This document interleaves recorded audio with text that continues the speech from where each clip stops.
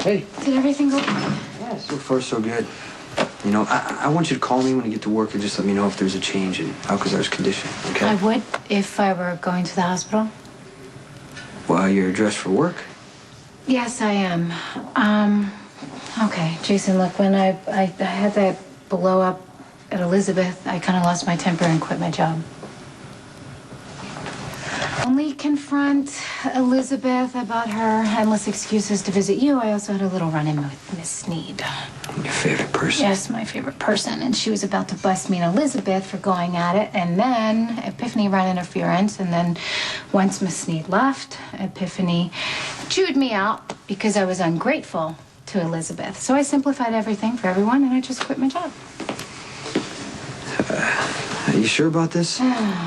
Jason, I've thought about it, and what else am I going to do? I mean, yeah, I like the job. I hated Miss Sneed. Then there's Elizabeth, and we clearly don't get along. So what am I going to do? I'm going to find another job. All right, it's your decision, you know? Okay, let's hear you say that if I decide to work for your family. I didn't vote. Just hear me out, okay? There's a position at ELQ that might work for me, and if they give me a shot, I think I could do really, really good. It's just, it's up to you.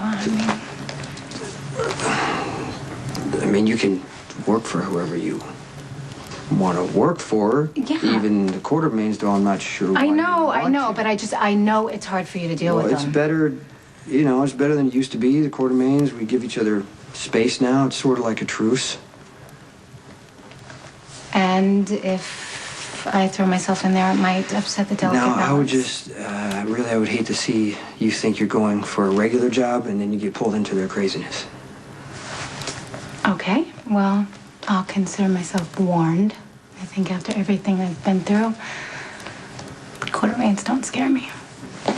What is this, Dylan? Acting like a 5-year-old child, throwing a tantrum.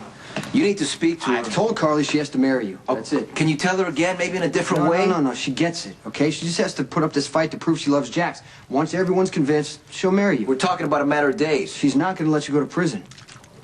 Well, she's acting like marrying me signals the apocalypse, and I gotta be honest with you. Hurts my feelings a little bit. There is a painful history between you two, and she's afraid to go back there. Just be patient. My future is in her hands. You know how that makes me You feel? need to trust her, okay? Just make it clear that she's doing you a favor, and once you promise her that this is a marriage of convenience... Who says it's a marriage of convenience?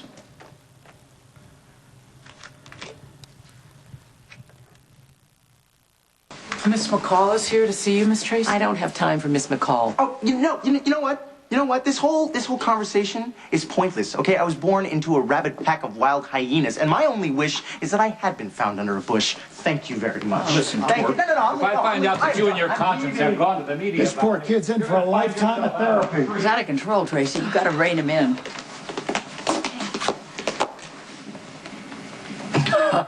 And what are you doing here? Well, I am applying for a job. He wants to marry Jax. Do you really think Jax is gonna make her It happy? doesn't even matter what I think or what you think. Carly's going to do what she wants to do. If I don't marry Carly, I go to prison. It don't get much simpler than that. Okay, Jason. Carly cares about you. When it counts, she is going to end up on your side. She will marry you to save you. But it would be unfair to take advantage of the situation. You go ahead. Well, you know, you're gonna think what you want to think. She just needs to remember the good times, and could be a second chance for us. Has she said she wanted a second chance? I gotta convince her otherwise. I'm not gonna hurt her this time. Hey, Dad. Whoa! Hey. I didn't know you were coming over. Well, do you think that we should live here now that you and Mom are gonna get married? If I can avoid salvage, shipping. Oh, 6 months as a file clerk at the PCPD. Wow. Imagine the heights you will hit with a high school diploma. I have taken my GED. I'm waiting for the results. I do feel really good about it. Wow. That's special. I'll take it from here, Tracy. Jason is in love with Sam, and that makes her family. And there is always a place for family in ELQ.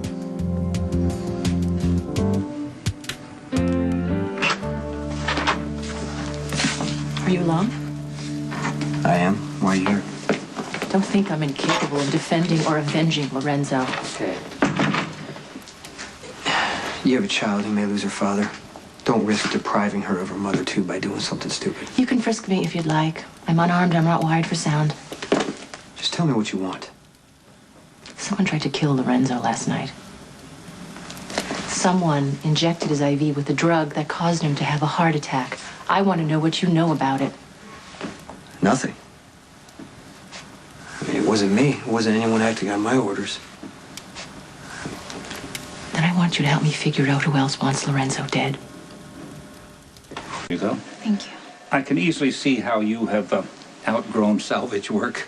It's really a job for a vagabond, a gypsy. No, my dear young girl, I think you have other dreams in mind. I do. I really do. I've just been looking for something that's, I don't know, something maybe a little bit more consistent. Well, you see, salvage work is not exactly a career for a pregnant woman or a young mother. Am I getting close? Anything's possible. Well, I have to tell you that Jason is my favorite grandson. He is. And as you could see from the debacle that was ensuing when you arrived, he is the only one with a modicum of sense or backbone or ambition. And he's the only one with Lila's eyes. No, I've always thought Jason had beautiful eyes. I only wish that I would have known Lila so much better. Oh, yes.